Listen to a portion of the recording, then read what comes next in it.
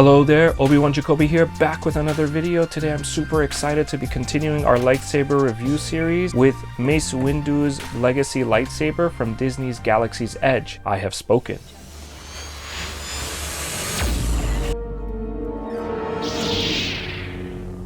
Hello there.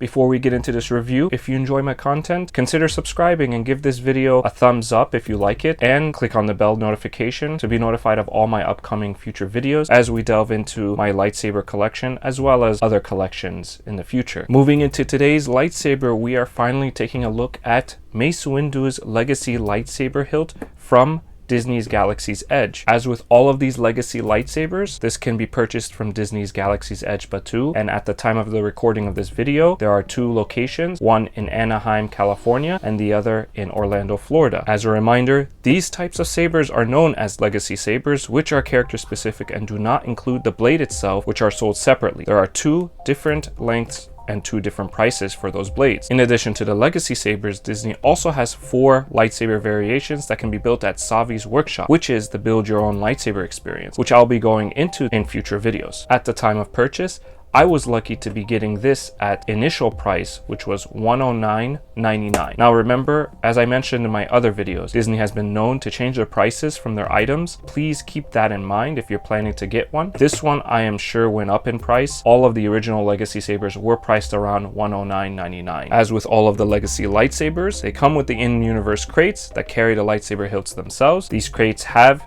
a logo specific to each character, and the color of the logo corresponds to the color of the blade.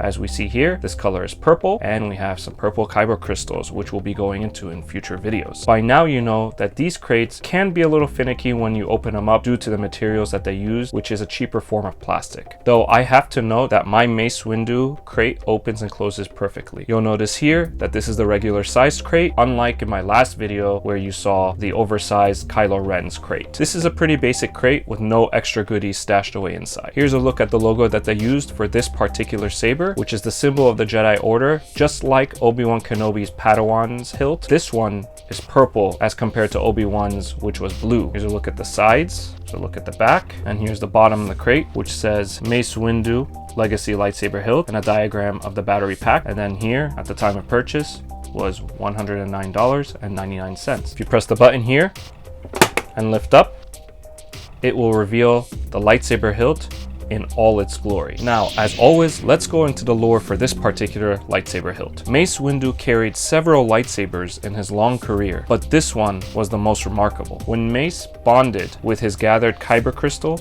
it took on a distinct purple hue, rare, but not entirely unique to the order. The midsection unscrews to allow easy access to the central crystal chamber. Windu used this lightsaber to dispatch Jango Fett, creating an enemy in his son, young Boba Fett. This precisely crafted, tapered hilt is covered with a gleaming electrum-plated finish, a decoration allowed only for senior Jedi Council members. Besides its uniquely crafted exterior, this lightsaber is also noted for its purple blade. The hilt length is 28 centimeters, which is 11.02 inches. The hilt width is 6.35 centimeters, which is 2.5 inches. The material is electrum-plated alloy, and the blade color is of course purple. The build of these legacy sabers are quite nice, and the materials used are a combination of metal and high quality plastic, but with this particular blade you have rubber on the bottom grip here as well as the top. Right off the bat, I feel this Galaxy's Edge version of Windu's lightsaber is slightly thicker than the movie prop. When I look at pics of Samuel Jackson holding the hilt, it seems to be a lot thinner than what we have here. Also referencing it with the Master Replicas version, that also seems to be more thin. Mace Windu's lightsaber has always commanded a presence to me, and that's why I love it so much. There is a good amount of weight to this one, and I love the uniqueness of the gold around. The button to turn on the saber is well hidden and incorporated throughout the design, but my only gripe is that the button itself is made out of plastic and feels a little fragile. I really love the attention to detail with this hilt, especially towards the bottom where they use the rubber with etchings, as well as the top here, the rubber etchings. we have the usual plastic cover, which covers the emitter. You take out the plastic cover and you insert the blade in here. Towards the bottom, you can see that they included a lightsaber clip, which you can put on a belt clip to cosplay. And all the way down here, you can see the speaker grill. To access the battery pack here, all you have to do is twist and then slide out the battery pack, which you see here takes 3 AAA batteries. This bottom portion is also made out of metal.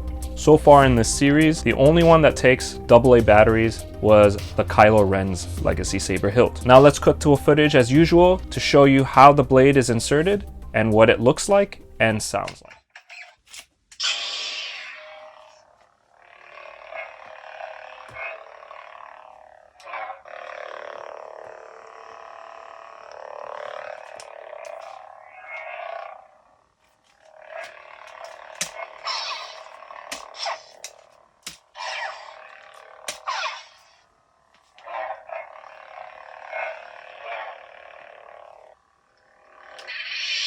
Pros to this saber hilt. As we know, all of these Legacy saber hilts are very well built. The detail is great, especially with all the gold and chrome platings. The button is extremely well hidden, just like the Kylo Ren. The blade lights up well, and I haven't mentioned this in my other videos, but I do love that each blade's sounds are actually different and unique to each character, so you have a lot of variations. It's not just the same lightsaber sound. Cons of this hilt. In my experience with owning prior Force FX sabers, anytime something is made out of rubber, over time they become sticky and gunky and a pain to clean, which is currently not a problem with this one for me, but I don't know what time will do to these parts of the hilt. And to be honest, I'm kind of scared. Another thing is that this feels a bit thicker than the actual movie prop or even the Master Replicas version, although I don't know if Samuel Jackson is just a large man, as he does have large hands. And as with all Disney's Legacy sabers, you will notice that the blade, when it's lit, has striations in the dark, and it's not as sensitive